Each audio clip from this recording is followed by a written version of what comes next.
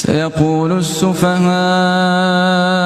من الناس ما ولاهم عن قبلتهم التي كانوا عليها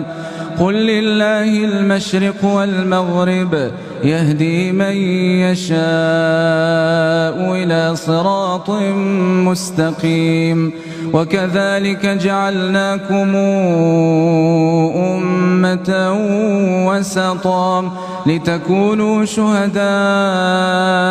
على الناس ويكون الرسول عليكم شهيدا وما جعلنا القبلة التي كنت عليها إلا لنعلم من يتبع الرسول ممن ينقلب على عقبيه وإن كانت لكبيرة إلا على الذين هدى الله وما كان الله ليضيع إيمانكم إن الله بالناس لرؤوف رحيم قد نرى تقلب وجهك في السماء فلنولينك قبلة ترضاها فول وجهك شطر المسجد الحرام وحيث ما كنتم فولوا وجوهكم شطره وإن الذين أوتوا الكتاب ليعلمون أنه الحق من ربهم وما الله بغافل عما يعملون ولئن أتيت الذين أوتوا الكتاب بكل آية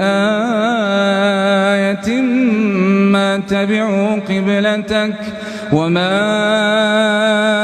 أنت بتابع قبلتهم وما بعضهم بتابع قبلة بعض ولئن اتبعت أهواءهم من بعد ما جاءك من العلم إنك إذا لمن الظالمين الذين آتيناهم الكتاب يعرفونه كما يعرفون أبناءهم وإن فريقا منهم ليكتمون الحق وهم يعلمون الحق من ربك فلا تكونن من الممترين.